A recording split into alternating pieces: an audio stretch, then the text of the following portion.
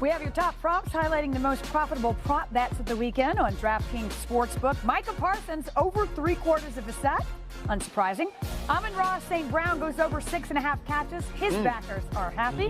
More surprising, though, Aaron Jones well over 55.5 rushing yards and Christian Kirk over 58.5 receiving yards. But we got something else. We got a block party. Here's the thing. It used to be like the club, like block. Yeah. Now we're like on a block grilling. Yeah. I don't know if they're trying to tell us something. Yeah. Two things that are some things that Woody and I are familiar with: food and cooking. Yeah. We ain't scared of it. Yeah. We're on the block right now. Not the cooking. Go ahead. And we're about to crank this up. Tampa Bay Buccaneers. Look at Shaq Mason pulling around. We got lead blockers. We got fullbacks on. But look at the big bodies moving people out of the way.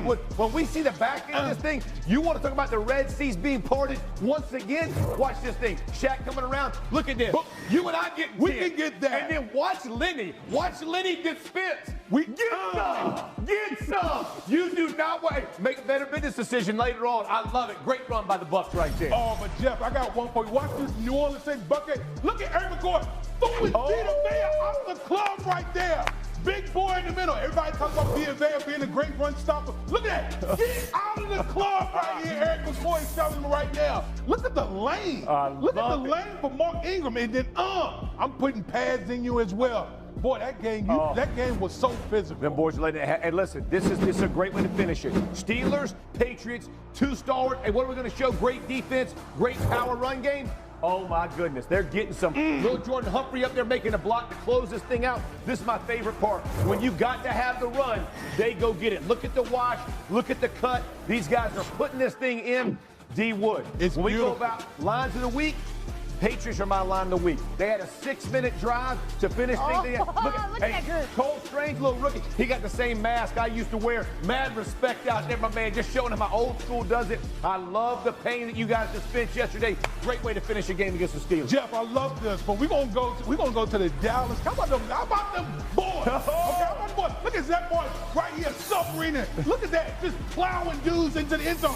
Look at Zach Martin right here, yes, sir, creating a gorge right here for the running back. Get down and nasty. Sometimes you got to get low. Sometimes you got to get nasty. Don't do it. Like the song said, you got to get low. You got to get low. Low. Got to get low. And then my line of the week, the Dallas Cowboys. Listen. Respect. When I see a bunch of bearded dudes up here, okay, they're about their business. I need them to grow a little bit more facial hair. I need that. They're young. They're young, but they're ready. I cannot believe this is your line of the week after what you said last week.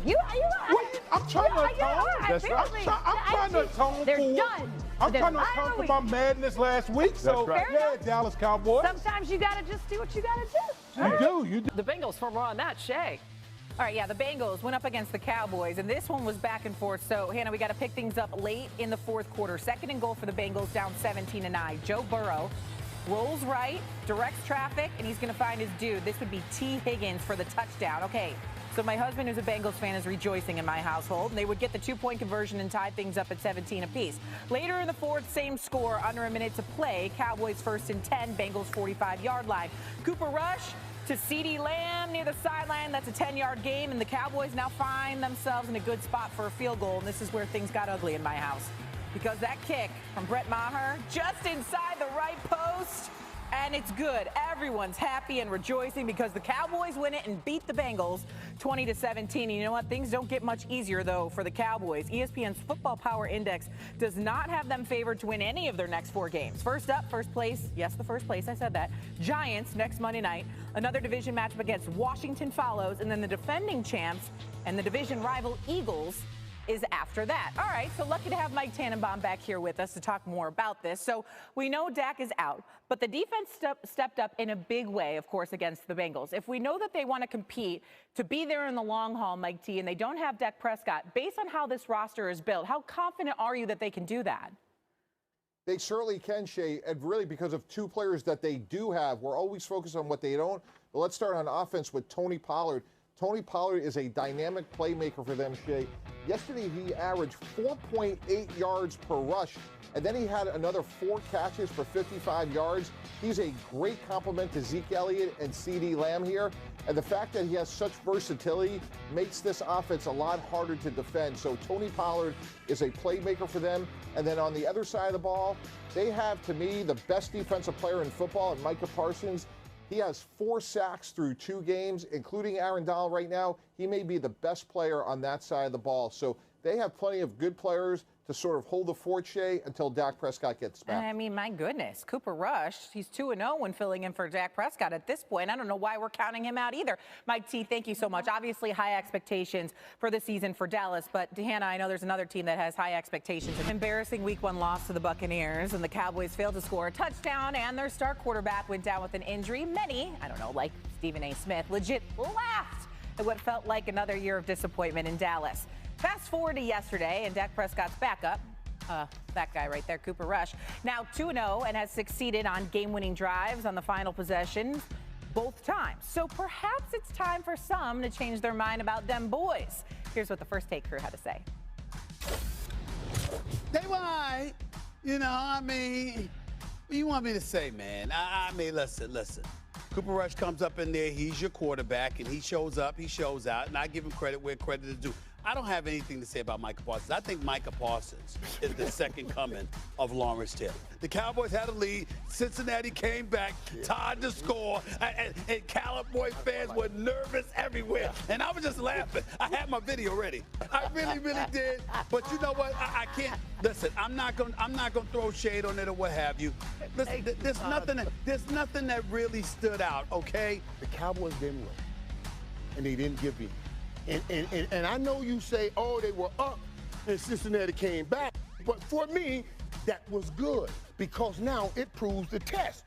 It proves the test. 17-3. Right. 17-3, and they came back and tied. And you played a Super Bowl team from last year. They came all the way back. This man made a drive like a Tom Brady, like last-minute drive to win a football game for the Dallas Cowboys. Right now, minus Dak, he's up. We up 1-0 because of Cooper Rush, and nobody rushed to give this man any chance to do what he just did right here. The Dallas Cowboys, and you speak about them, if the first name you bring up isn't Micah Parsons, then you don't love football. He is unblockable man-to-man, one-on-one. So much so that the Dallas Cowboys had found themselves in a precarious position because the Cincinnati Bengals was like, you know what? We can't miss a block if we don't block him at all, and they just let him go free. When you think about the tone that he set defensively, I believe that's what changes this game. Listen, I said the Dallas Cowboys season was over, meaning they ain't getting to the playoffs. I still say they ain't going to the damn playoffs. One victory does not a season make. And so listen, I didn't have you going winless with Cooper Rush. I had you winning at least one game. That don't mean you're going to win another. All right, Stephen A. The Cowboys have a major NFC East game against the Giants on Monday. Who would have thought Dallas would be the underdog in this one? But New York, they're unbeaten. Monday Night Football, 8 Eastern on ESPN, ABC, and, of course, ESPN+. And then we'll have Peyton and Eli's Manning Cast on ESPN2 and on ESPN+. That's next Monday, of course, Hannah. Yeah, I mean, that's a week from today, Woody, so let's get right to it. Barely enough time to talk about this game. And as Shea mentioned, the Giants are the favorites. They're 3-point favorites. They're going to play that game in the Meadowlands. New York fans are going insane. Dallas fans breathing a sigh of relief after yesterday. What do you see as the deciding factor in this game? I think it's going to be the Dallas Cowboys defense. You know, we talked earlier on SportsCenter about that man, Micah Parsons. Micah Parsons, I said, looks like the next LT. Well, what if he brings that to the Meadowlands where LT played his ball? So, listen, head coach Brian Daboll of the New York Football Giants has got those boys believing, has got those boys playing winning football. I think the key will be, can Michael Parsons and company get after Daniel Jones and make him revert back to the turnover ways that we've seen from him in the past? Yeah, I mean, that's the thing with him. He turns the ball over, so we'll see how he handles that pressure. In the meantime, we have some breaking news into SportsCenter.